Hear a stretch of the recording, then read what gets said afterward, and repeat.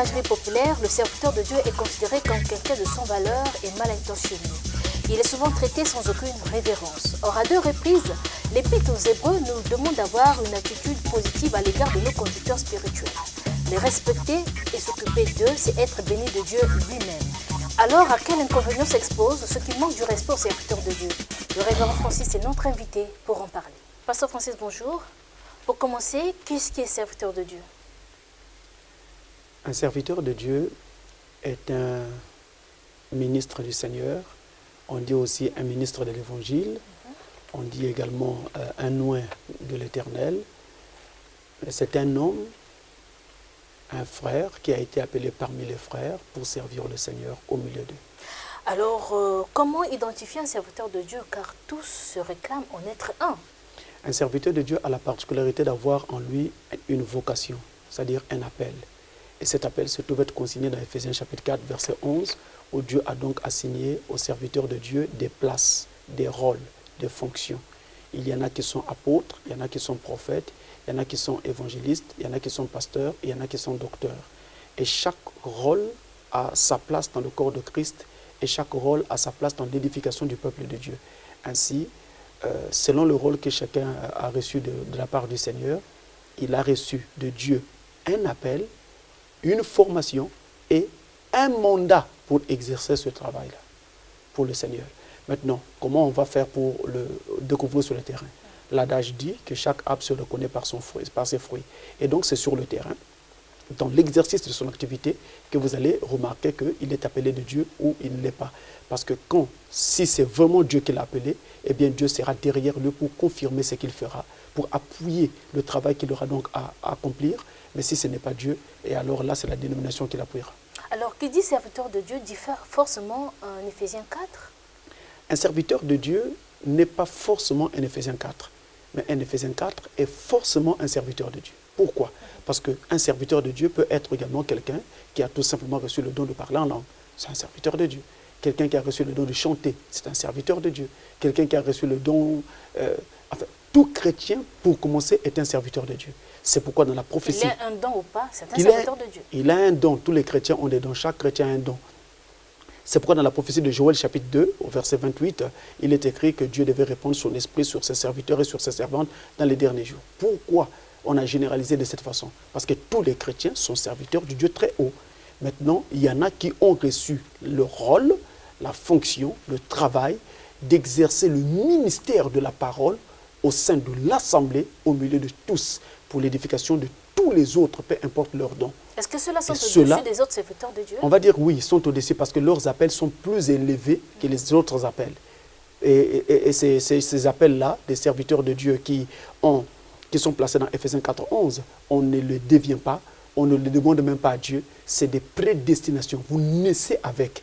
Donc vous ne choisissez pas un jour comme ça de devenir pasteur, de devenir évangéliste, mais vous naissez avec cet appel dans votre vie. Vous naissez avec cette chose dans votre vie et vous ne pouvez pas vous en débarrasser. Alors, les querelles doctrinales ont donné lieu à de véritables batailles rangies entre pasteurs, parfois sur les médias. Une telle attitude de la part des hommes dits de Dieu n'est-elle pas en soi un discrédit? En fait, un véritable serviteur de Dieu est un serviteur de Dieu et non pas un serviteur des hommes ou un serviteur de l'Église. C'est une chose différente.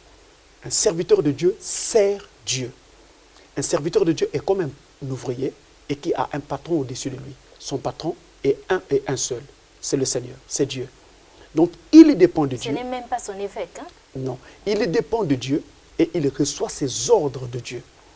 Et il n'est pas bon qu'un serviteur de Dieu confonde l'ennemi qu'il est en train de combattre.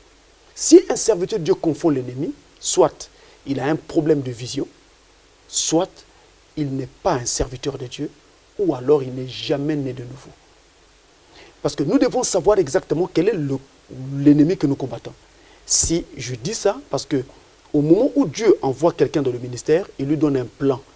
On appelle ça le plan de la rédemption. Ce plan-là est installé dans la vie de cette personne. Il sait exactement ce qu'il y a à faire. C'est comme un patron qui veut construire une maison et qui charge un ouvrier de la construction de cette maison. Mais il ne lui dit pas, écoute, tu construiras comme ça en l'air. Non, il lui donne un plan. Et l'ouvrier sur le terrain doit suivre ce plan pour faire en sorte que la maison soit construite d'après les attentes du propriétaire. Le patron et le propriétaire, c'est Dieu. L'ouvrier, c'est l'Éphésiens 4, c'est le serviteur de Dieu. Et le plan, c'est la Bible, le plan entier de la rédemption. Et c'est ce plan que nous devons suivre donc pour construire la maison du Seigneur qui est son peuple. Alors pour ce faire, nous ne devons pas confondre quel est l'ennemi que nous combattons. Notre ennemi n'est pas notre frère. Mon frère, peu importe la dénomination à laquelle il appartient, n'est pas mon ennemi. Mon frère, peu importe l'église à laquelle il appartient, n'est pas mon ennemi. Éphésiens chapitre 6, verset 12 déclare que nous ne combattons pas contre la chair et le sang, mais nous combattons contre les esprits mauvais et les dominations dans les lieux célestes, c'est-à-dire dans les cœurs. Voilà ceux contre lesquels nous combattons, contre les esprits et non pas contre mes frères. Donc si un esprit a saisi un frère, fût-il un pasteur ou pas, je dois savoir que je dois faire la différence entre mon frère, qui est mon frère à moi, et l'esprit qu'il a saisi, pour condamner l'esprit et ne pas condamner mon frère. Alors, vous avez un autre passage dans 1 Pierre chapitre 5, verset 8, qui déclare que notre adversaire, le diable, rôde comme un lion rugissant, cherchant qui il dévorera. Et la Bible là est claire et précise. Notre adversaire. Vous voyez, on ne dit pas mon adversaire, on dit notre. Notre pourquoi? C'est un adversaire commun. Tous, autant que nous sommes en tant que chrétiens et en tant que serviteurs de Dieu, de quelque église et de quelque dénomination que ce soit, nous n'avons qu'un seul ennemi, c'est le diable. Et donc nous devons toujours faire front commun pour combattre cet ennemi commun. C'est pourquoi c'est vraiment triste de voir que les serviteurs de Dieu et des églises qui sont prêts à souligner les erreurs des autres pasteurs ou des autres églises, croyant bien faire. En réalité, l'esprit qui est là, c'est un zèle amer. C'est un mauvais esprit, parce que vous ne servez plus Dieu en ce moment-là. Parce que quand vous dénoncez les fautes de votre propre camp, vous êtes en train de combattre contre votre propre camp. Votre propre camp, ce n'est pas votre église. Le camp, c'est le camp du Seigneur. Et il est universel, ce corps-là. Et où qu'il soit, nous devons nous battre pour protéger ce camp-là. Excusez-moi, pasteur, qu'est-ce qu'il faut donc faire dans le cas d'espèce? Lorsqu'on ne s'entend pas avec un frère, un ministre, sur la base doctrinale, il se pourrait que j'ai raison. Mais c'est pour eux aussi que je sois en erreur. Donc je dois me rapprocher de mon frère pour voir si nous pouvons rapprocher nos points de vue sur le plan de la doctrine. Donc je lui présente ce que moi je crois et j'enseigne. Et lui aussi me présentera ce qu'il croit et il enseigne, avec chacun les appuis bibliques qu'il faut à ce sujet. Et maintenant chacun, vous n'êtes qu'à deux en ce moment-là, chacun s'emploiera à montrer à l'autre les insuffisances de son enseignement sur le plan de la Bible. Et lorsque vous allez vous entendre, alors celui qui aura été convaincu ira dans son église et changera sa doctrine. Maintenant, si vous n'avez pas été convaincu, qu'est-ce qu'on fait? On dit, on s'attendra à Dieu pour laisser Dieu nous diriger prochainement. Quand il nous révélera, bien nous ferons. Mais ce n'est pas parce que quelqu'un prêche une doctrine qui n'est pas à sa place qu'on va dire que cette personne n'ira pas au ciel. Parce que vous ne savez pas qu'est-ce que Dieu fera avec cette personne, avec cette église, avant l'enlèvement. Alors, après avoir posé les bases qui vont sous-tendre notre émission ce matin, j'aimerais vous poser cette question pour entrer de plein pied dans notre entretien. Le pasteur est avant tout un être humain, même si Dieu l'a placé surveillant de l'Église. Est-ce qu'il faut toujours le traiter avec révérence, même quand il est en erreur? Oui. Pourquoi? Et je réponds oui avec un haut capital. Parce que un pasteur est un serviteur de Dieu. Et ce serviteur de Dieu est aussi à la fois un homme. Maintenant, les chrétiens ont souvent du mal à faire la différence entre l'homme et la fonction qu'il remplit pour Dieu. L'homme, c'est votre frère. L'homme, c'est le chrétien qu'il est. L'homme, c'est l'homme avec toutes ses faiblesses qu'il est. Mais à côté, il y a la fonction qu'il remplit pour Dieu. L'homme a ses faiblesses, tout comme tous les êtres humains. S'il n'en a pas, alors là, il devient un surhomme. Mais un pasteur n'est pas un surhomme, c'est un homme, tout ordinairement. Maintenant, à côté, c'est aussi un serviteur de Dieu. Donc, on doit faire la différence entre l'homme et la fonction qu'il remplit pour Dieu. Si je ne peux pas respecter l'homme, parce que je sais qu'il a telle et telle faiblesse dans sa vie, je dois faire attention de ne pas aller parler en mal de lui, parce que cet homme n'est pas ordinaire à la fois. Il est aussi extraordinaire du fait qu'il porte dans sa vie une charge, une mission divine donnée par Dieu. Celle d'être serviteur de Dieu, porteur de l'évangile. Donc si je ne peux pas le respecter par rapport à ce qu'il est en tant qu'homme, je dois au moins le respecter pour la fonction qu'il remplit pour Dieu. Et je ne dois donc pas courir le risque de combattre Dieu en parlant contre son serviteur. Il faut faire attention. Alors, est-ce qu'il n'y a que la brebis qui doit avoir du respect envers le serviteur de Dieu ou bien c'est vice-versa? Mais c'est vice-versa. Écoutez, écoutez ce passage. Je vous prends ce passage tiré de 1 Pierre chapitre 2, verset 17. 1 Pierre chapitre 2, verset 17, il est écrit « Honorez tout le monde, aimez les frères, craignez Dieu, honorez le roi. » Pourquoi nous cherchons des problèmes? La Bible nous a tout dit. Aimer, honorer tout le monde, tout le monde. Il ne s'agit pas seulement des serviteurs de Dieu. Il ne s'agit pas seulement des chrétiens, mais de surcroît, lorsqu'il s'agit des chrétiens, lorsqu'il s'agit des serviteurs de Dieu, notre respect et notre honneur vis-à-vis d'eux doit être encore vraiment de mise. Maintenant, même quand ils ne sont pas chrétiens, et même quand ces hommes ne sont pas serviteurs de Dieu, nous devons les respecter. Tout homme mérite le respect, et tout homme doit donner du respect à l'autre. C'est un principe biblique, et je viens de vous le lire, 1 Pierre 2, verset 17. Et on dit d'aimer tous les frères. Quand vous avez un frère en face de vous, ne vous arrêtez pas seulement à l'honorer, aimez-le également. Parce qu'il est plus qu'un simple homme. Mais pour l'homme ordinaire, on nous demande, même si nous ne pouvons pas l'aimer, honorons-le au moins. Et pour les frères, nous devons aller jusqu'à les aimer. Et on parle même du roi, et on dit, honorez le roi. Que vous l'aimiez ou pas, que vous soyez d'accord avec sa politique ou pas, la Bible dit, je ne fais qu'enseigner ce que la Bible dit, honorer le roi. Mais pasteur, est-ce que Et ça, c'est un principe biblique et donc chrétien. Aucun chrétien au monde, aucun pasteur d'aucune église ne peut contredire ce que je viens de dire, parce que c'est la Bible. Mais est-ce que les serviteurs de Dieu eux-mêmes ne devaient pas d'abord s'arranger à mener une vie pieuse, à être corrects pour ne pas amener les enfants de Dieu à pécher contre Dieu? Les serviteurs de Dieu ont naturellement la responsabilité de mener une vie correcte et digne de l'évangile, tout comme les chrétiens d'ailleurs. Mais si les chrétiens peuvent faire une erreur, ils diront quoi? L'erreur est humaine. Donc, ils ont fait une erreur parce qu'ils sont des hommes. Et pourquoi voulez-vous qu'un serviteur de Dieu vive comme un ange? C'est un ange. Il doit vivre une vie chrétienne normale. Et si une difficulté survient, n'oubliez pas qu'en dehors du fait qu'il soit un ange terrestre, je souligne, c'est un ange, c'est vrai, mais c'est un ange terrestre, n'oubliez pas que ce n'est qu'un humain, comme vous. Et d'ailleurs, vous savez que Frère Branham, le prophète de l'âge, a parlé de cette question. Il dit par exemple une chose dans la brochure « Une délivrance totale », William Branham dit, « Si le président des États-Unis commet une faute, vous ne le renvoyez pas en tant que président, mais vous en parlez, vous lui pardonnez et vous continuez. » Et nous avons vu cet exemple, ce bel exemple d'ailleurs qui s'est déroulé dans la vie de Bill Clinton lorsqu'il était président des États-Unis. Il y avait eu une faute, il y avait eu un problème, ils en ont parlé, ils ont pardonné à Bill Clinton et on l'a laissé finir ses mandats. Il avait même eu, je crois, un second mandat. C'est ça le principe, parce qu'on ne jette pas le bébé avec l'eau du bain.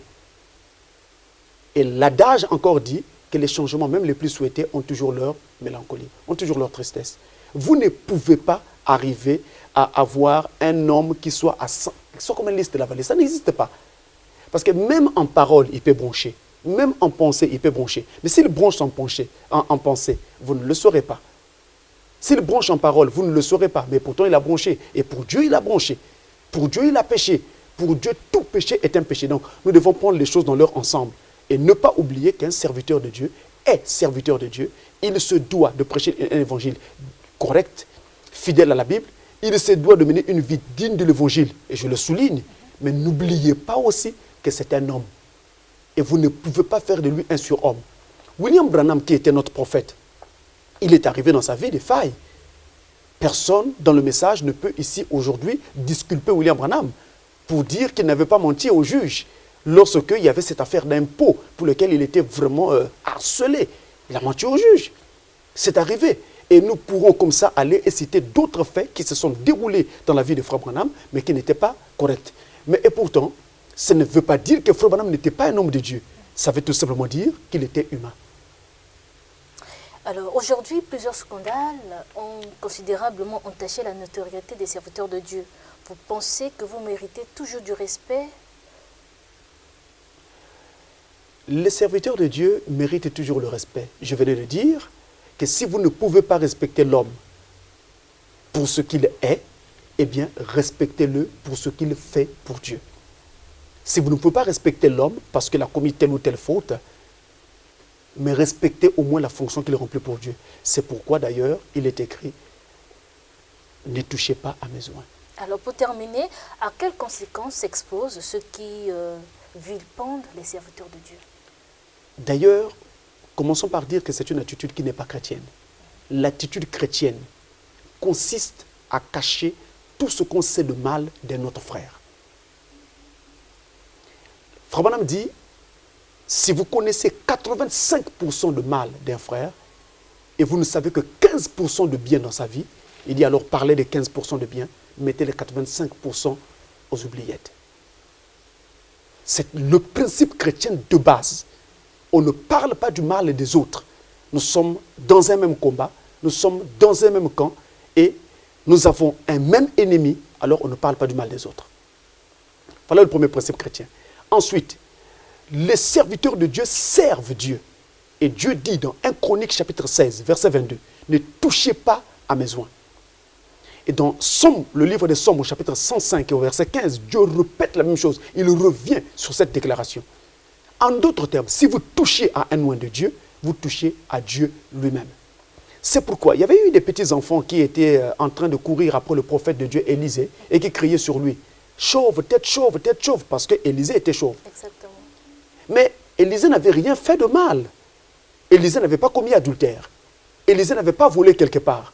Seulement parce qu'il avait une tête chauve, donc ses enfants trouvaient que pour eux c'était rigolo, ça faisait rire, et ils se permettaient de rire, de se moquer du prophète Élisée.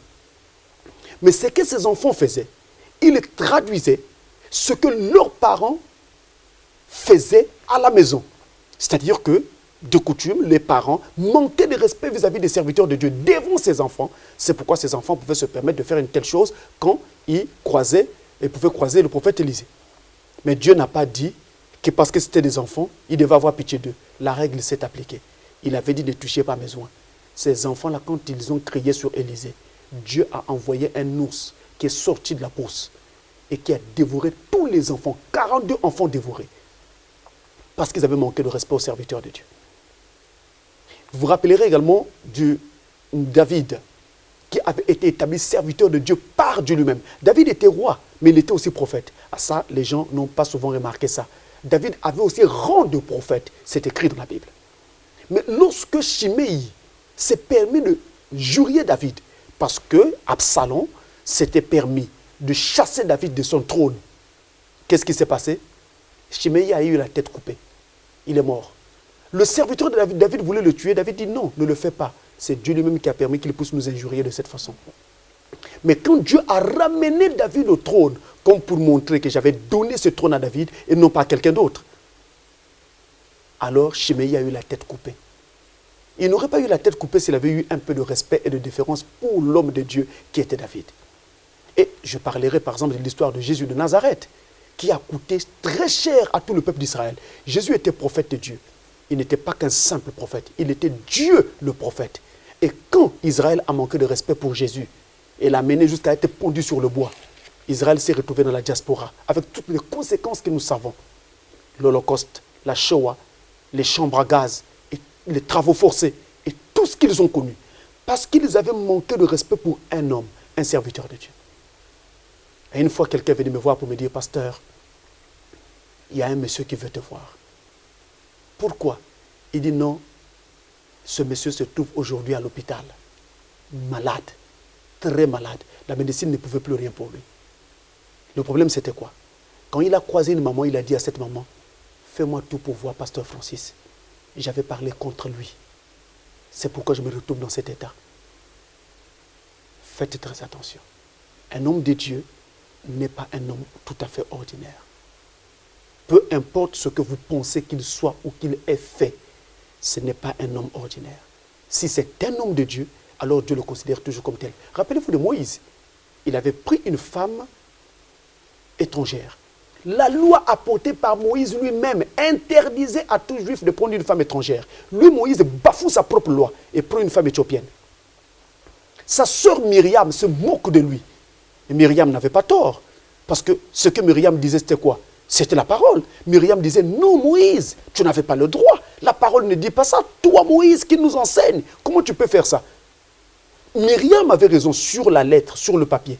Mais Myriam avait oublié une chose, c'est que Moïse n'était pas un homme ordinaire, c'était un serviteur de Dieu. À cause de ça, Dieu a frappé Myriam de lèpre. Elle s'est retrouvée dans la vallée des lépreux. Parce qu'elle s'était moquée d'un serviteur de Dieu. Elle a parlé contre un serviteur de Dieu. Ça se paye très, très cher. Il faut encore que vous ayez l'occasion que ce serviteur de Dieu se retrouve devant vous pour que vous parliez, que vous demandiez pardon. Sinon, ça n'est fait de vous. C'est terminé. Pasteur Francis, merci. C'est moi.